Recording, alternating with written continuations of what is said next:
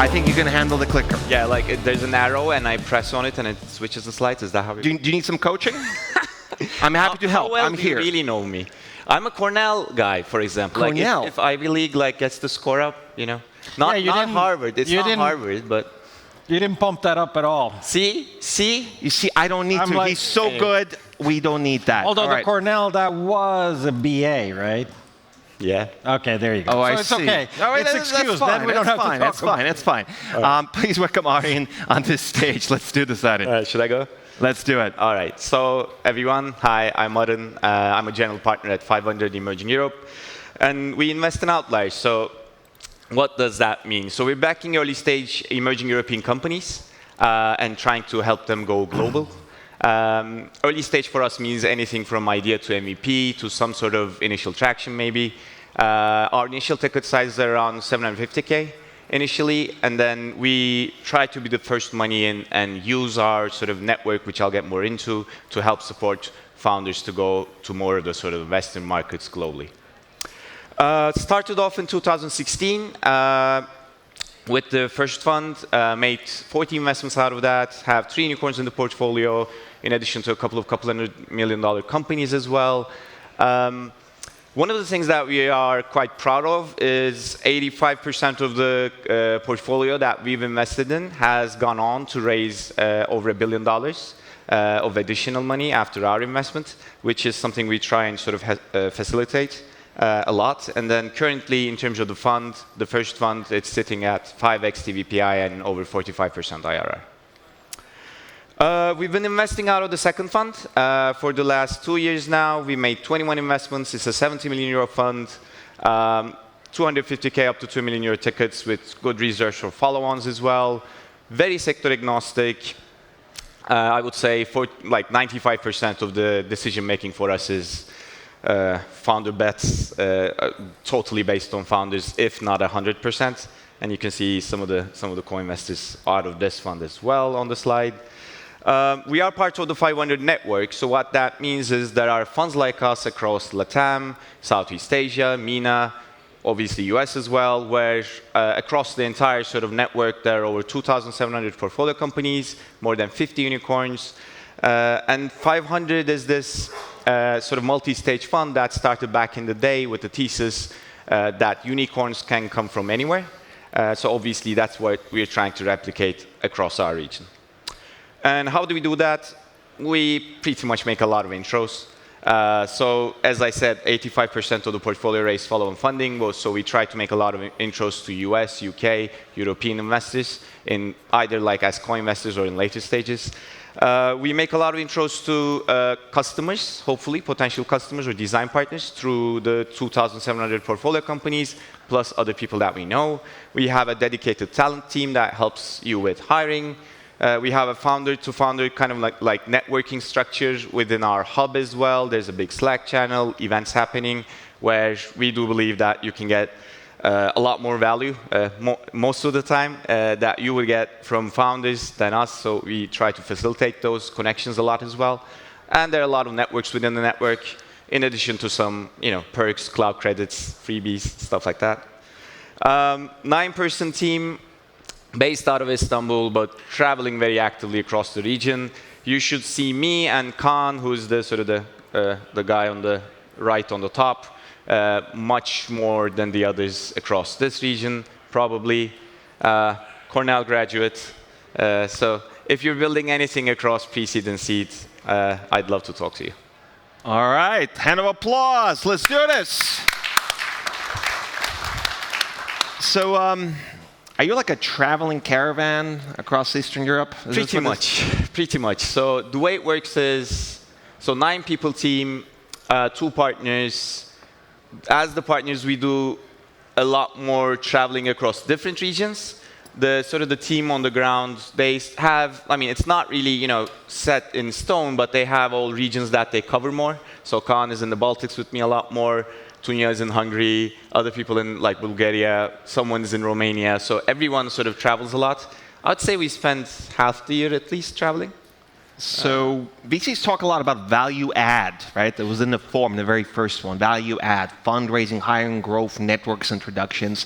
I mean, you cast a wide net, you travel a lot, but what does that really mean to be a portfolio founder for you, given that you are, like a rolling stone, you don't really stay in one place for too long? Yeah. And what's the depth of those relationships compared to going around? So in terms of the depth of the relationships, I like to consider that they're quite deep on a personal level. Because we do have sort of WhatsApp groups with all of the founders. We talk on a daily basis, etc. But from a value add perspective, if you're saying whether we help them build their product strategy in terms of whatever sort of product stack that they're building, not really. And we don't really believe that VCs do add value there much, very You don't honestly. think VCs add value?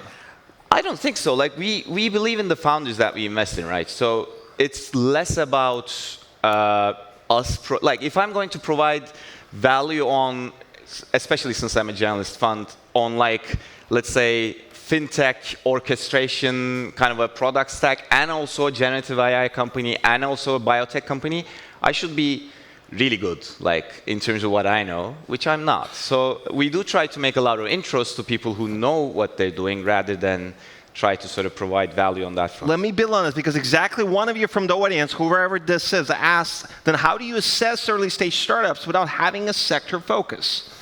So good question. So we do a couple things. So don't get me wrong, we do a lot of deep dives and research and sort of trying to understand markets. So you Google? Yeah, we Google a lot. You do a lot of Googling? Desktop research, talking to people who say they know stuff, like experts, so that we can get a better understanding of the market and stuff like that. But in all honesty, like most of that is done to have the conversation with the founders,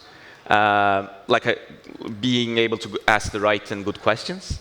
Why I'm saying that is like in Fund 1 we have 3 unicorns. I think out of those 3 unicorns, only one of them started out with what they're sort of doing now. The others were doing completely different things, and they sort of did a lot of pivots along the way. So I don't think founders necessarily exactly know what they're doing, especially at pre-seed anyway. And that's why we believe it's more of a founder bet, where we are trying to invest in people who can navigate that using both grit, smarts, perseverance, because they'll have to figure things out. What do you think? He's saying founders don't know what they're doing at this stage. Would you agree with that assessment? I mean, you got to admire a guy who comes here and says, hey, VCs don't add a lot of value. That takes a lot of authenticity. Takes brass balls. But that's a reference we're quoting. No, I mean, the whole thing's not fair. I mean, look at him. He shows up in a hoodie. It's a beautiful hoodie. He's got the custom kicks, probably some limited edition bullshit he got off of eBay and stuff. Hey, they're nice kicks, man. He's got like I'll make it perfect haircut. My daughter made these for me, so I'll make it even more emotional and with more fun. See? He went full Elizabeth Holmes on this. He had the whole, probably not even his real voice. All right, let me bring this back a little bit as one of our last presenters. But listen, how many investments in Estonia have you made? Let's get real. What's the brass tacks? So we've only done one, which we haven't announced yet. And how many years did it take you to make that investment? How many years of scouting? 2 years. So in 2 years, at this rate, you made one investment. Yes. So you'll make one more in 2 years. Hopefully not. So we suck from that kind of a perspective, so we should do much more. At our stage, like very honestly, it's a lot more about access. So getting to know the right founders, right people who are sort of currently working at the Bolts and Wises and like other companies in Estonia. So it does take a while to build the right networks. Hopefully it'll accelerate after this is what we are hoping for.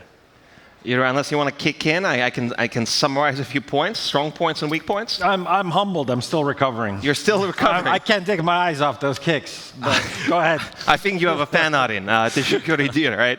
So listen, you're performing very well in professionalism. You know your stuff, man. Authenticity, surprisingly, 7.2.